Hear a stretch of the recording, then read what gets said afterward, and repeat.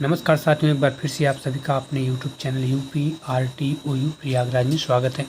साथियों, हम आपको बता दें कि यदि आपका सेमेस्टर सिस्टम एडमिशन हुआ है साथियों, तो आप जो है अपना असाइनमेंट कब तक जमा कर सकते हैं, उसका लास्ट डेट क्या है और असाइनमेंट जो पेपर होता है उसको साथियों आप कहाँ से प्राप्त कर सकते हैं।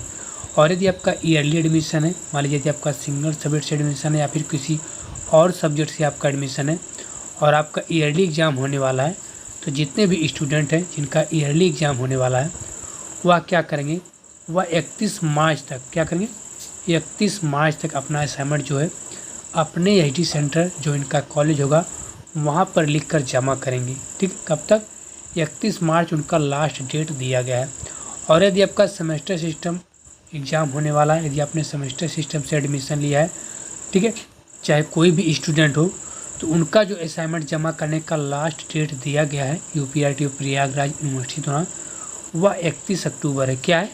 31 अक्टूबर तक आप क्या कर सकते हैं, अपना असाइनमेंट लिखकर, चाहे आपका फर्स्ट सेमेस्टर हो, चाहे आपका सेकंड सेमेस्टर से आपने एडमिशन लिया हो या फिर साथियों आपने थर्ड सेमेस्टर से एडमिशन लिया हो, तो आप 31 अक्टूबर तक क्या करेंगे, अपना असाइनमेंट लिखकर अपने जिस कॉलेज से आपने एडमिशन लिया है, जिस आपने संस्था से एडमिशन लिया है, वहाँ ले जाके आप क्या करेंगे, अपना असाइनमेंट कॉपी जमा कर देंगे। तो ये आपको हर हाल में करना है। यदि आपका सेमेस्टर एडमिशन हुआ है तो आप 31 अक्टूबर आपका लास्ट डेट दिया गया है। और यदि आपका ईयरली एग्ज़ाम है, ईयरली आपका एडमिशन हुआ साथियों, तो आप 31 मार्च तक क्या करेंगे, अपना असाइनमेंट लिख कर अपने एचडी सेंटर पर क्या कर देंगे, जमा कर देंगे।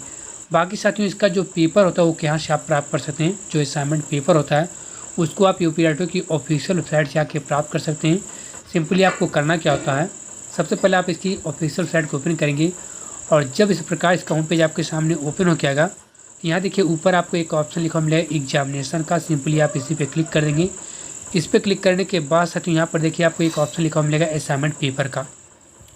उसके बाद सिंपली आप इस असाइनमेंट पेपर वाला ऑप्शन क्या कर देंगे, इस प्रकार से क्लिक कर देंगे। इस पर आप जैसे क्लिक करेंगे या आपके सामने साथियों कुछ इस प्रकार से ओपन हो जाएगा और यहाँ पे देखिए आपको देखने को मिलेगा असाइनमेंट पेपर 2024-25, 2023-24, 2022-23।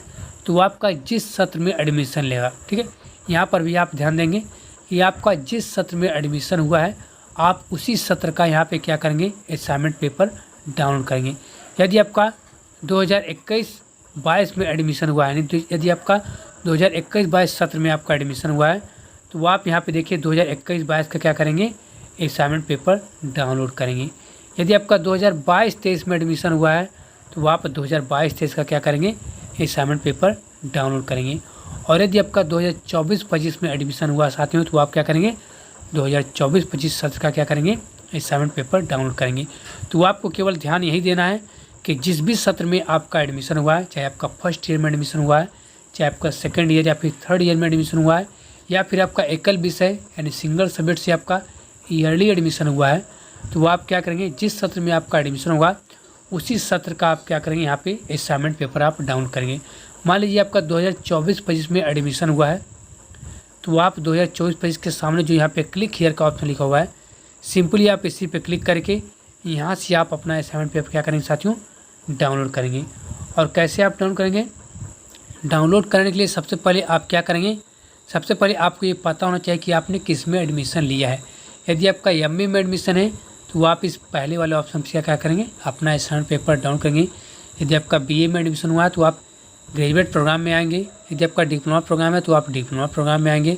और यदि एकल विषय सिंगल सब्जेक्ट से आपका एडमिशन हुआ तो आप अवार्डनेस और सर्टिफिकेट वाले प्रोग्राम में आके अपना असाइनमेंट पेपर साथियों क्या करेंगे, डाउनलोड करेंगे। और जहाँ से भी आप अपना असाइनमेंट पेपर डाउनलोड करेंगे, आपका जो सब्जेक्ट होगा उस सब्जेक्ट का एक सब्जेक्ट कोड होता है, उस सब्जेक्ट कोड को आप नोट करके ज़रूर रखेंगे अपने पास। आप अपना यदि आपको नहीं पता है तो आप अपने एचडी सेंटर से संपर्क करेंगे तो वो आपको बताएंगे कि आपके सब्जेक्ट का सब्जेक्ट कोड क्या है। उसी सब्जेक्ट कोड के जरिए साथियों आप अपना असाइनमेंट पेपर यहाँ से क्या कर पाएंगे, बहुत आसानी से डाउनलोड कर पाएंगे। जैसे मान लीजिए यदि आपका एमए हिंदी है तो एमए हिंदी का सब्जेक्ट कोड होता है MAHI। ये क्या है, ये सब्जेक्ट कोड है। इसी प्रकार से हर एक सब्जेक्ट का एक अलग अलग सब्जेक्ट कोड होता है। यदि आपका एमए हिस्ट्री है तो उसका कोड होता है MAHY। तो इसी प्रकार से हर एक सब्जेक्ट का एक अलग सब्जेक्ट कोड होता है। उस सब्जेक्ट कोड को साथियों आप नोट करके अपने पास जरूर रखें, क्योंकि उसको आप नोट करके रखेंगे तो आपको यहाँ पे असाइनमेंट पेपर डाउनलोड करने में बहुत ही क्या होगा, हेल्पफुल होगा। आपका बहुत आसान तरीके से आप अपना असाइनमेंट पेपर यहाँ से आके डाउनलोड कर पाएंगे। तो चलिए यहाँ पे हम देखते हैं कि MAHI कहाँ पर लिखा हुआ है। यहाँ पे हम इस प्रकार से स्क्रॉल करेंगे और यहाँ पे देखेंगे। देखिए यहाँ पर देखिए आपको देखने को मिलेगा MAHI, ये आपका MA हिंदी का असाइनमेंट पेपर है। यहाँ पे लिखा हुआ है MA जियो, यानी ये आपका MA जियोग्राफी सब्जेक्ट का असाइनमेंट पेपर है। यहाँ पे देखिए आपका लिखा हुआ है MAHY, यानी आपका MA हिस्ट्री सब्जेक्ट का सब्जेक्ट कोड है। यहाँ पे आपका लिखा हुआ है MAPS, यानी आपका MA पॉलिटिकल सब्जेक्ट का क्या है, असाइनमेंट पेपर है। तो इसी प्रकार से हर एक सब्जेक्ट का एक अलग ही सब्जेक्ट कोड होता है। उसी सब्जेक्ट कोड के जरिए साथियों आप यहाँ से आके अपना असाइनमेंट पेपर बहुत आसानी से डाउनलोड कर सकते हैं। तो यदि आपको हमारी छोटी सी इन्फॉर्मेशन, छोटी जानकारी साथियों आपके लिए हेल्पफुल है तो आप हमारे वीडियो को ज़्यादा से ज़्यादा लाइक और शेयर जरूर कीजिए।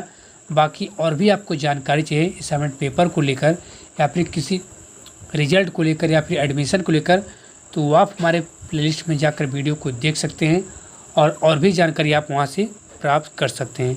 फिलहाल साथियों इस वीडियो में इतना ही। नमस्कार, जय हिंद।